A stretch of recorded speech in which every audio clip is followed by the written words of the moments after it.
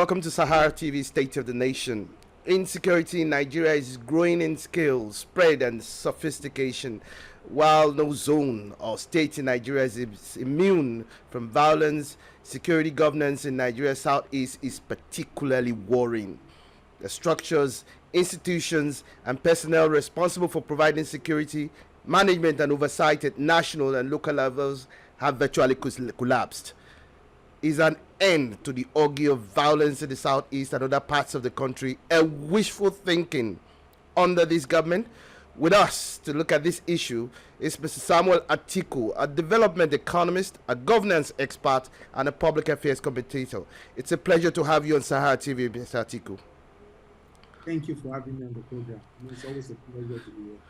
Let's start with the President Major General Muhammadu Buhari retired recent tweet where he warned those killing innocent people in the southeast to expect a tough response from security forces.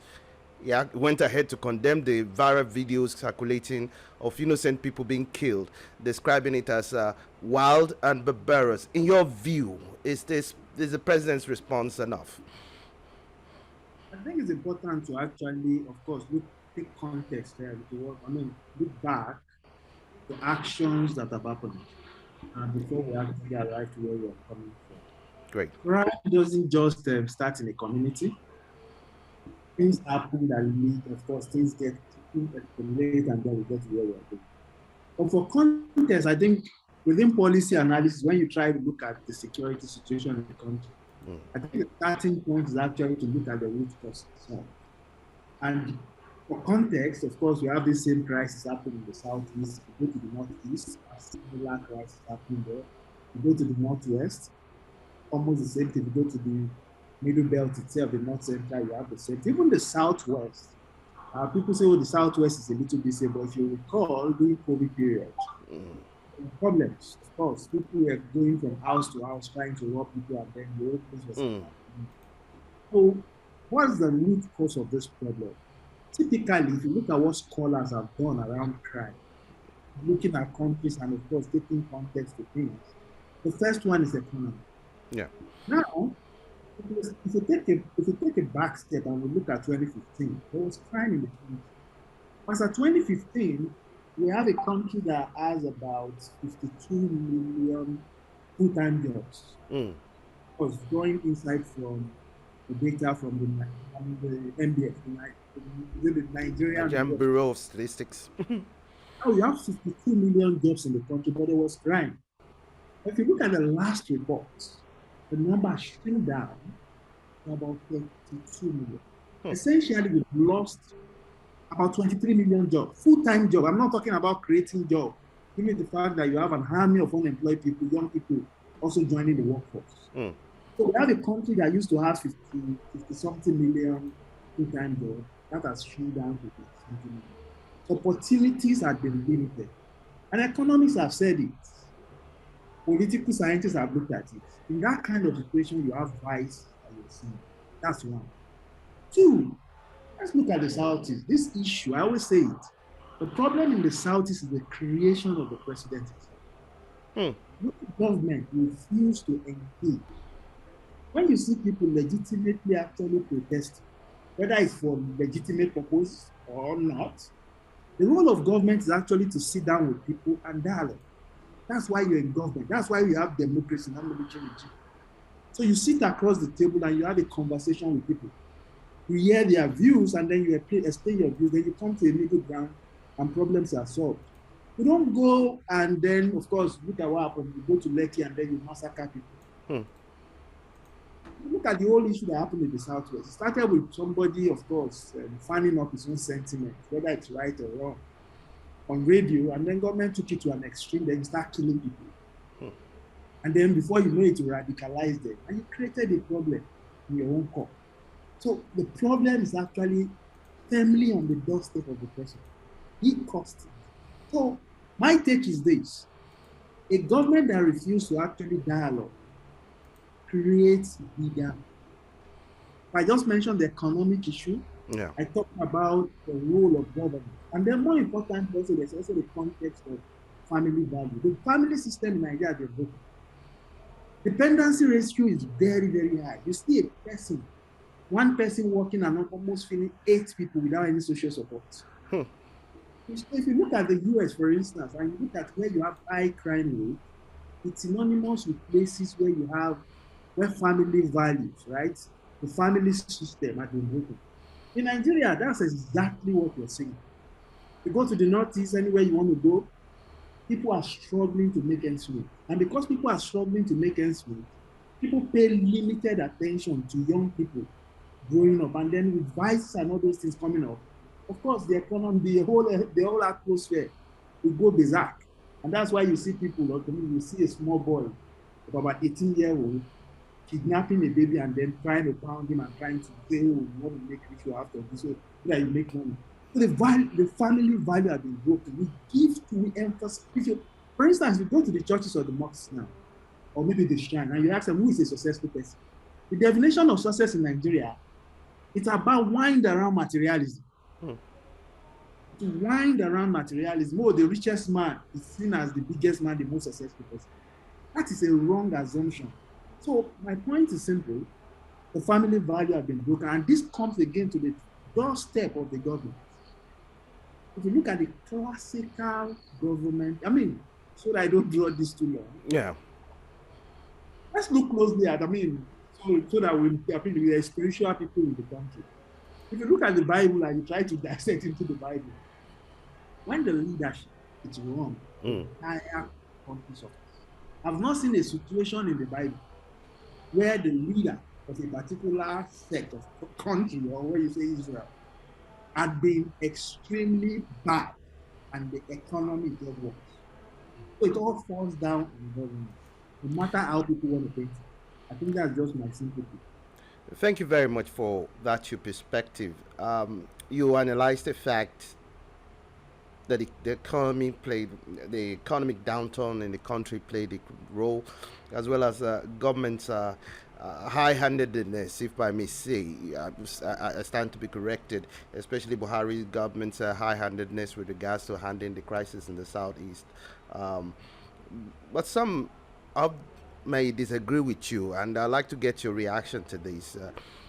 The governor of Ebonyi State recently, that's Governor Dave Umahi, identified the unknown gunmen that were terrorizing southeast Nigeria and killing people as those who hail from the region and not outsiders, and that even this the indigenous people of Biafra, on the other hand, accused some governors from that region of sponsoring outsiders to terrorize the southeast. How do we reconcile this? Who really are this unknown government? And what role has the government played in this regard? Let me get your view on this. I think how do we even start it? Of course, I don't read the security reports that some of these governments are giving. But today, we know, for instance, that the government itself has not been thinking about simple financing. True. So there's a trust mismatch. Right? If we leave finance and then we jump into promises, how many governors, how many presidents, legislators have actually fulfilled their promises in Nigeria? Of course, there's a big question. So personally, when I say government official, I mean politician. I typically look at the antecedents. Are they people that I should trust? The truth is that no, I don't trust them. So classically, where I'm going is simple. There's a trust mismatch. So I don't think I want to believe what government is telling me. At Lekki, people were massacred and government came out and lie about it that nobody was. Yeah. When people saw people being killed. And then after that incident, what happened next? They set up a panel to actually look at what happened, and then they still denied it. So we've seen this, in Abuja over here, you see a lot of killing, Shiite people being killed. So there's a trust mismatch in Nigeria. So I don't really trust what government is saying. My point is simple. Unknown government, how you want to put it, depends on who you are. They are all non-state actors. You could categorize them together. Exactly. Why they're actually doing what they are doing is because of failure of government. The fundamental reason why government was set up is what? is actually to ensure that there's security of lives and property. In fact, read the constitution of the Declaration of Independence of the United States, from which we draw our own, I would say we draw some of the principles that they practice. It says clearly that government are instituted among men to secure life, liberty, ensure that there's freedom, and more importantly, to preserve the pursuit of happiness. So if a government cannot actually secure your life, it cannot secure your freedom as a person, and then cannot, you cannot even prosper your mean, you are not even happy, talk less of even attempting to actually, that government has failed. That's what is written in the Declaration of Independence. And he said that people should justify why such a government can be removed. Anyway, how you remove that kind of government, of course, maybe through the ballots, and people will tell you that, oh, you need to actually break up the country. People have different perspectives. But my take is simple. You as a government, you as a leader, need to sit with people and listen to people. So the problem you have in the Southeast, which you call non-state actors actually fomenting troubles and creating, just for context, I disapprove. I'm never in support of what's happening in the Southeast. Or the wanton killing or something that stands condemned across the country. But the truth is that it's the creation of government, and government can solve it. It doesn't take anything. If you're actually sincere, let's pause a little bit and go back memory. Remember, in the 1980s, when there were the religious crisis under the Shagari government, went ahead and actually quelled that uprising. Almost 5,000 extremists were actually killed in the north, documented there for people to read. More recently, there were crises in the Niger Delta. It got to a point that government felt there's a need to actually stop it. They did. Even under Buhari's government, remember, when this group, I've forgotten their name, that were actually taking down Nigerian oil, I don't know what they call them, we were actually reducing Nigerian oil, everything. You saw the vice president going into the creeks, talking to them, dialogue, and that problem was solved. So we've had incidents where violence have actually been used to quell uprising, Boko Haram, and that had escalated. We've also seen situations where government actually went and died, and there's relative peace. So you pick one, which works. I think what we should do more is in terms of work is we need to dialogue, we need to actually send a message across to people that we are not actually after you, there's no vendetta. And then, of course, we go after non-state actors that want to ferment trouble, that take up arms against the state. We go after them, of course, with the force necessary, but more important, the need for you to sit down and dialogue. But Atiku, let's get this right. You're talking about dialogue. How do you dialogue with an unknown gunman? Who does the government dialogue with?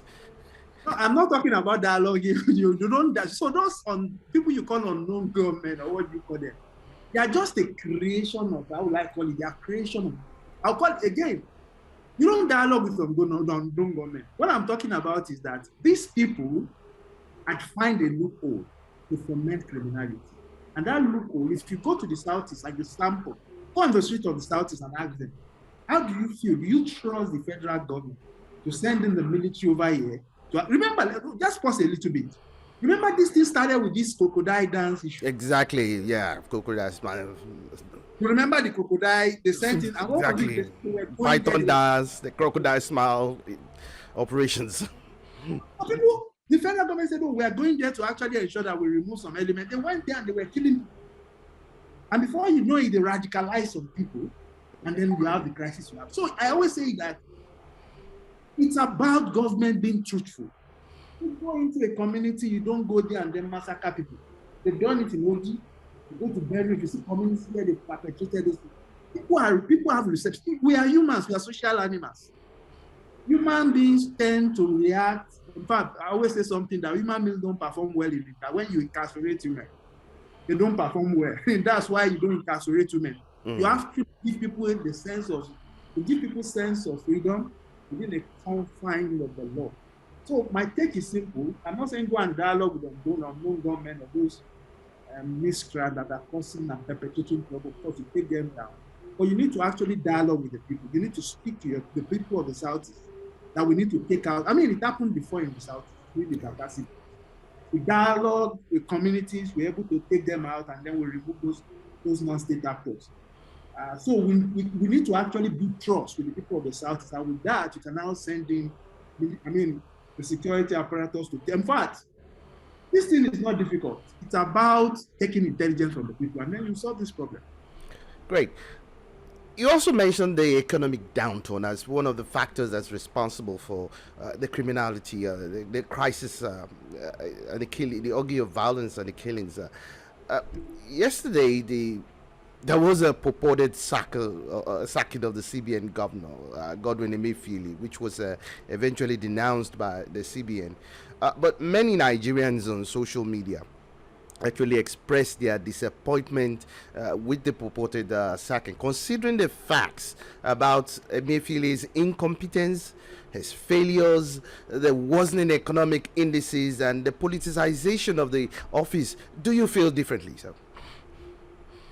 It's straightforward. The central bank, in the last, I'll call it in the last 6-7 years, I think the worst has ever. You can use every grammar we want to use to actually put it. It's been abysmal. The role of the central bank has only one mandate. And that mandate is to preserve the price, to ensure there's price stability. And to ensure there's price stability, they give them some sort of mandate to manage the foreign exchange, to manage foreign exchange systems within the Nigerian system, to preserve the currency. So they have a whole lot of stuff. The key thing there is price stability. Yeah. Now, what we've seen is that the Central Bank of Nigeria has reduced the central bank itself, which is supposed to be an independent entity, into a wing of the ruling party. That's abysmal. It's not hidden from the world. You go to the website of the central bank, and you actually go to their statistics page. It's clear there. How can the Central Bank of Nigeria go against the establishment law, arbitrarily printing money? People, when I say printing money, I don't mean going to mint out cash. Exactly. Create electronic money and handing it over to the federal government to do what? Where's Atiku?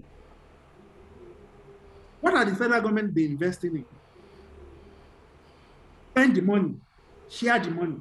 That's the rule. How can they reduce the same? You look at the Central Bank Act, it's very clear. You cannot give ways and means above 5%. Above 5% of the federal government's previous revenue. At no point has the federal government revenue gone above 5 trillion of maybe this year, maybe last year, 2021. This is slightly above that. But if you look at the average the last 7 years, there's always fluctuated between 3.5. You cannot give above 5% of that revenue. But we have a situation whereby means and ways have gone from about 500 billion naira in 2015 to over 18 trillion. Just imagine, from 500 billion to over 18 trillion. And that's not even part of Nigeria's external debt. That is the first problem. The second one is that the central bank had wind upon itself the role of a political actor. You saw the central bank governor saying he was the one that started this rice pyramid. He had actually used the instrument of the federal government to foster his own political gain. Because again, who bought funds for him? Was he not the people that benefited from the Anchor Borrowers Program? The third one is that the central bank had been reduced into an institution for prosecuting people that oppose government. You see, the central bank going ahead, shutting down people's accounts. Is that the role of the central bank? Even China, people thought China has been dictatorial, does not toy with central bank. The central bank is a sacred institution that is protected by law. It needs to be independent because it's the mirror of the economy of the country. And the results is there for everybody to see. Food inflation in Nigeria is well over 16%. And just imagine it. Just imagine you. When people say food inflation is 16%, it essentially means that you will getting people more poor. Now, I mentioned earlier that we have 50 million full-time jobs happening in the country. Exactly. That job collapsed to about 30 million full-time jobs. Go to the NBC website. It's there. It's not my statistics. Central Nigerian government statistics. 50 million jobs in the economy had collapsed to 30 million jobs. Wow. Not only that has happened, food inflation had accelerated beyond reasonable, astronomical, to a point whereby people are, in fact, I saw a video, a gory picture of people eating leaves, small children trying to eat leaves. We live in a country that the central bank has so bastardized everything. And this man is so confident to even say, oh, he wants to be the president of Nigeria. That can only happen in Nigeria. The man has been left, he has refused to publish the account of the central bank. He has refused to publish the account of the central bank for the last 4 years. You know, the central bank account has gone into negative, so technically, the Central Bank of Nigeria is bankrupt. He had rubbished the Nigerian foreign exchange system. Today, the Naira is trading at more than 600 Naira to the dollar. And then not only that, if you go outside the country, most banks, most institutions reject Nigerian card. If you even carry Nigerian card, they reject it. Most of them. Why? If you add a dumb account in Nigeria and you take your card outside the country, most banks in the UK will not allow you make transfer from your card because they don't trust the system. So in terms of the goodwill that we enjoy, that we spent years building, and you know how much money that went into this, it's been bad to die. So my take here is the institution itself will need a lot of, it's okay for you to have problems, you know, have corruptions. When I say it's okay, I mean that I'm not saying it's okay. Yeah. I'm using it theoretically in the sense that when we come to the conclusion that, oh, the country is corrupt, but you have the institution, people still say, oh, the institution of the central bank is healthy. We have now gotten to a point whereby we don't have central bank. The police is about terrible. The military, of course, have laws all over you. The government itself is horrible. So tell me one institution of government, even the judiciary itself, of course, even the president himself accused the judiciary of being corrupt and send the military to break down the walls of judges. Tell me, and the National Assembly, of course, you can always say the National Assembly is corrupt. The executive, they are just passing $80 billion. They are stealing 80 billion. Can you tell me what institution of government works now? And then you see young people that are hungry on the street looking at this happening, and you think they will not take up arms. That's exactly, that's why we need a complete turnaround in this country. We need a strong system reset in this country. And considering this worsening economic indices, you actually painted a very gloomy picture for the future. Some are of the opinion that they should call for Emefiele's immediate resignation at this point in time. And others are of the opinion that Buhari need to sack him. But do you think Buhari will have the political will to do that? Your opinion? Sacking the central bank governor is complicated. Number one, Buhari himself, the president himself, will need to actually signal the streets. But that some are of the opinion that there has been a precedence, considering the suspension of Sanusi Lamido Sanusi by GJ. Yeah, he can be suspended, but you know when he can be suspended to actually rescue the economy. But again, one of the biggest beneficiary of the abysmal management of monetary policy, I think the Buhari's government. I mentioned the 18 trillion naira. 18 trillion naira had been printed and handed over to the government, and then every year we end up, we look at the budget closely, about 1 trillion naira is being spent on what we call non-regular allowance in Nigeria. And what's non-regular allowance? Let's start with government official flying. And who is the biggest beneficiary of that? You can always ask that. Of course, you can, because if you are a government official in Nigeria, you can actually become a billionaire just traveling around. Just traveling around and calling the official service. That's how horrible things are. So, he's also a beneficiary of the entire system. And that's why the central bank governor will be bold enough to go and register with the party, bold enough to pick up fund under CBN, of course, using Anchor Borrowers Program as a CBN, and money to some people as loans. And then those people will now buy funds for it. That's the highest level of corruption. That's the highest level of corruption, using public funds to act your own political gain. Then you go across Abuja, you see signboards everywhere.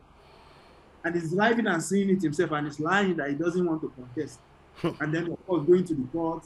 And again, when he went to the court, and people were saying he should resign, the first person he had gone to see was the president. Exactly. So essentially, the president has endorsed him. So the blames falls on squarely on the death of the president himself. Not the president has taken it upon himself to suspend him. I think it's more political. It has nothing to do with the abysmal management of the economy, but rather maybe some political actor within his party are calling for him because it is now seen as a, how will I call it, it's now seen like a competitor. So maybe the president is now looking at that and saying, okay, yeah, you need to get out of here. Or maybe there's pressure from INEC because it's a where do you store exactly that is going to be my next question, considering this brazen his brazen partisanship and his ambition, not in this political ambition, wouldn't it compromise the credibility of the 2023 general elections, considering the fact that sensitive materials, election materials, will be kept with the CBN and with Emefiele sitting in the office as his governor? I mean, wouldn't that compromise the whole process itself? I mean, if you go back to 2019, I recall INEC actually giving an AP member contract to print sensitive electoral material. So, this form of the INEC itself has been compromised. I mean, from the first go, how do you go into an election and you hand over sensitive contract to actually print sensitive material? It's a joke.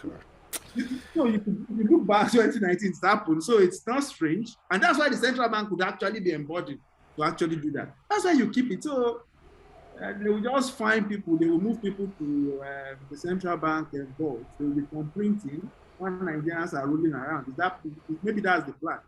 If the president is not removing, maybe that's the plan. And unfortunately, it is irony of it that even the leading opposition party seems to be sleeping.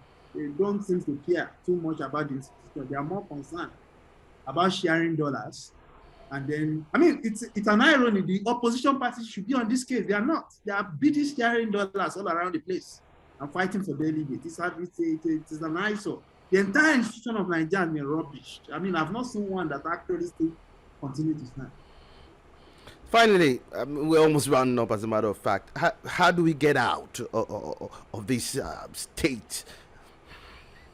Yeah, I think the principle, the democratic principle, I mean, upon which democracy is founded, of course, tracing it back to the Roman Empire.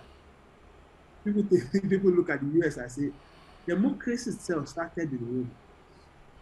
And the whole sensitive one is to ensure that the people feel it is part of the government itself, the sense of belonging. It is that Nigerians don't feel as if they are part of the system. That's the truth.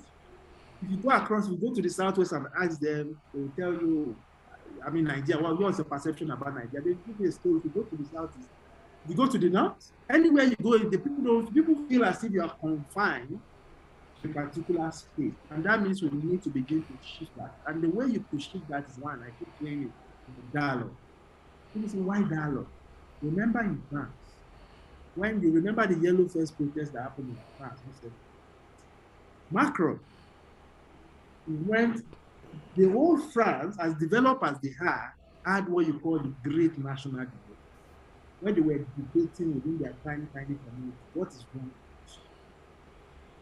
And the reason why they're doing this is because they know the lessons of the past, the revolution of the past, the problem that we faced in the past. So for me, I think Nigeria must understand that you cannot confine 200 million people to space and think 70,000 military men will do anything. The system of government will fall. Or you think 350,000 poorly paid policemen will be able to wham and flog and beat 200 million people to order. It's not going to happen. If Nigeria is actually trying to avoid things collapsing, I think it is high time we have a hard conversation about how we want to be governed. And that goes back to the context of having a comfort. I mean, you can call it anything. Let everybody decide how you want to be governed. There's nothing bad in actually building a fortress of about 1,000 square kilometers in the north that says, oh, within this confine, we could decide to practice Sharia within that confine. And it doesn't matter if Lagos, for instance, says, oh, I want to be a secular state, so be it. But let's have a conversation. Let everybody feel as if I'm a part of something. I'm a part of this country. Let me be proud of this country. And then with that, we can begin to begin to review that institution.